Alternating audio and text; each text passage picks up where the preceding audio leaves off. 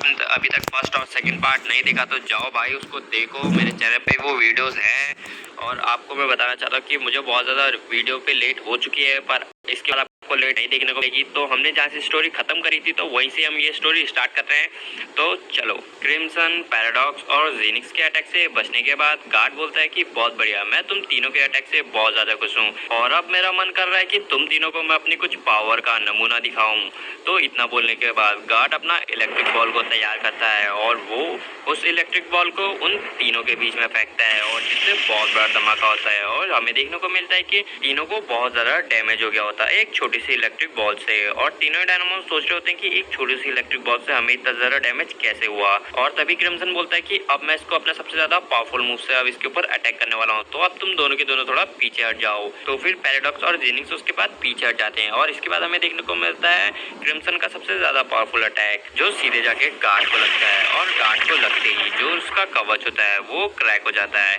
और ये देखने के बाद गार्ड बोलता है कि बहुत बढ़िया, मुझे इस अटैक की उम्मीद नहीं थी और तुम पहले डायमंड्स बने हो जिसने मेरा कवच तोड़ पाया है, नहीं तो आज तक कोई मुझे टच भी नहीं कर पाया। और इस अटैक के बाद मैं तुम्हारा नाम हमेशा याद रखने वाला हूँ और अब तुम मेरा सबसे ज्यादा पावरफुल मूव झेलने वाले हो, तो इसके लिए तुम तैयार हो जाओ। इतना बोलने के बाद वो सीधे क्रिम्सन के पास जाता है और अपना अटैक बनाने लगता है जिसका नाम होता है इलेक्ट्रिक सोलर बीम, जिसे बनाने में थोड़ा टाइम लगता है। और जैसे ही उसका अटैक पूरा रेडी हो जाता है तो फिर वो इसका इस्तेमाल करता है और वो सीधे क्रिम्सन की तरफ उसका यूज करता है, जिसकी वजह से क्रिम्सन की बॉडी से होते हुए वो अटैक बाहर निकल जाता है। और जब उसका अटैक का असर खत्म होता है तो उसके बाद हमें देखने को मिलता है कि क्रिम्सन कुछ ही देर बाद जमीन पे गिर जाता है। और ये सब देखने के बाद पैराडॉक्स और जेनिक्स बहुत ज्यादा शॉक हो जाते हैं और वो दोनों के दोनों कुछ भी नहीं समझ पाते। और तभी गार्ड खुद से बोलता है कि मैंने इस पे अपने कुछ ज्यादा ही पावर का यूज कर लिया, लगता है कि ये अब मर चुका है। और ये सब सुनने के बाद पैराडॉक्स और जेनिक्स बहुत ज्यादा शॉक हो जाते हैं और तभी जेनिक्स बोलता है कि अब तुम्हें भी मरना होगा। और इतना बोलने के बाद वो अपनी पावरफुल बीम का यूज करता है गार्ड के ऊपर और वो बीम सीधे जाके गार्ड को लगने वाली थी कि उससे पहले वो अपने ऊपर कवच लगा लेता है और उस कवच के पार वो बीम नहीं जा रही होती है। पर उसके बाद हमें देखने को मिलता है कि जेनिक्स भी पूरी पावर लगाता है और उसका कवच भी तोड़ देता है और वो बीम सीधे जाके गार्ड को लगती है और गार्ड उस अटैक से बिल्कुल भी नहीं बच पाता। और हमें देखने को मिलता है कि गार्ड उसी बीम के साथ बहुत दूर चले जाता है। और उसके बाद पैराडॉक्स बोलता है कि जेनिक्स तुमने तो गार्ड को हरा दिया, पर गार्ड हारा नहीं होता और गार्ड थोड़ी देर बाद वहाँ पे फिर से आ जाता है और वो कहता है कि एक छोटा सा डायनामोन्स भी इतना पावरफुल अटैक कर सकता है, मुझे तो बिल्कुल भी विश्वास नहीं हो रहा। इतना बोलने के बाद वो दोनों ही डायनामोन्स के ऊपर इलेक्ट्रिक पंच की बौछार कर देता है। ये देखने के बाद पैराडॉक्स थोड़ा सा चौंक तो जाता है, पर वो अपना नया मूव यूज करता है जिसका नाम होता है सोनिक साउंड, जिसकी वजह से वो सारे के सारे इलेक्ट्रिक पंच को डॉच कर देता है। और इसके बाद हमें देखने को मिलता है कि गार्ड बहुत ज्यादा थक गया होता है क्योंकि उसने अपनी बहुत ज्यादा एनर्जी वेस्ट कर दी होती है और गार्ड को बहुत पावरफुल अटैक लगे भी होते हैं, तो इसकी वजह से वो बहुत ज्यादा थक गया होता है। तो वो कहता है कि अब बहुत हो गया, अब मैं इनको अपने एक ही अटैक से डिफीट करने वाला हूँ, तो अब तुम दोनों के दोनों तैयार हो जाओ।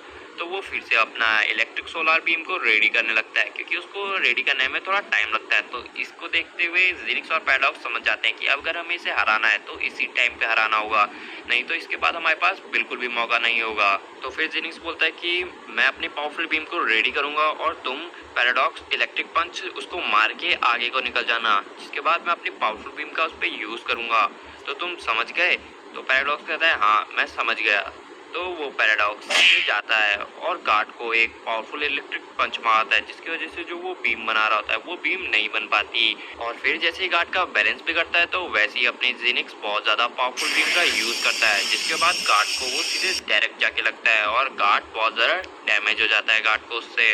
पर हमें देखने को मिलता है कि गार्ड फिर से खड़ा उठता है और वो कहता है कि अब बहुत हो गया और वो बहुत ही बड़ी इलेक्ट्रिक बॉल बनाता है और उस बॉल को वो जेनिक्स के ऊपर दे मारता है और जेनिक्स को बहुत ही बड़ा डैमेज हो जाता है। इतना बड़ा डैमेज होता है कि जेनिक्स फिर दोबारा खड़ा नहीं उठ पाता। और अब हमें देखने को मिलता है कि सिर्फ पैराडॉक्स ही होता है वहाँ पे जो खड़ा होता है और पैराडॉक्स को कुछ भी समझ नहीं आ रहा होता कि अब मैं क्या करूँ। पर उसको ये समझ में आता है कि उसको कभी उसके फादर ने बोला था कि वो अपनी एनर्जी दूसरे डायनामोस को दे सकते हैं और वो उसको जब ये याद आता है तो वो अपनी एनर्जी जेनिक्स और क्रिम्सन को दे देता है और उसके बाद वो खुद जमीन पे गिर जाता है। और ये देखने के बाद गार्ड कुछ भी समझ नहीं पाता और तभी हमें देखने को मिलता है कि जेनिक्स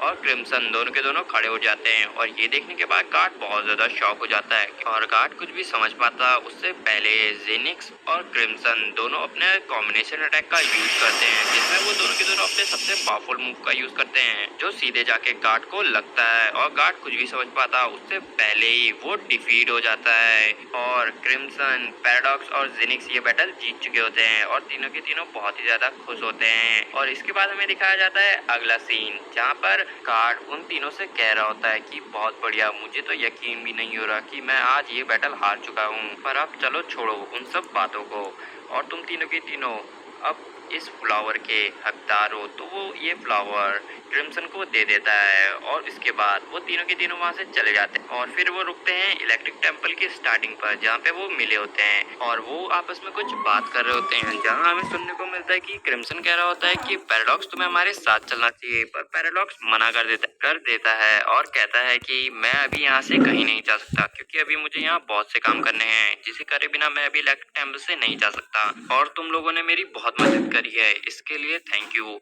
और तुम दोनों मेरे बहुत ही खास दोस्त रहोगे हमेशा के लिए। तो अब मैं अपने घर जाता हूँ और तुम दोनों अपना ध्यान रखना। इतना बोलने के बाद पैराडॉक्स वहां से चले जाता है और क्रिम्सन और जेनिक्स भी अपने घर चले जाते हैं और अब हमें दिखाया जाता है कि क्रिम्सन और जेनिक्स फायर टेम्पल पहुंच चुके होते हैं और वो वल्कानिक्स के सामने पहुंच जाते हैं और वल्कानिक्स कह रहा होता है कि तुमने अपना मिशन कंप्लीट किया या नहीं। तभी क्रिम्सन बोलता है कि हाँ, हमने अपना मिशन टाइम से कंप्लीट कर लिया और वो क्रिम्सन फ्लावर देता है वल्कानिक्स को और वल्कानिक्स को जब फ्लावर मिलता है तो वल्कानिक्स बहुत ज्यादा खुश हो जाता है। वो कहता है कि बहुत बढ़िया, मुझे लगा नहीं था कि तुम ये मिशन कंप्लीट कर भी सकते हो, पर अब ये सब बातों को छोड़ो और कल सुबह से अब तुम्हारी और भी कटिंग ट्रेनिंग स्टार्ट हो जाएगी, तो तुम अब उस पर ध्यान दो। और अब हम मिलते हैं कल सुबह। इसके बाद 6 महीने आगे का दिखाया जाता है जिसमें वल्कानिक्स दोनों को कह रहा होता है कि तुमने 6 महीने तक बहुत ही ज्यादा ट्रेनिंग करी और इसी के साथ तुमने 25 मिशन भी कंप्लीट करे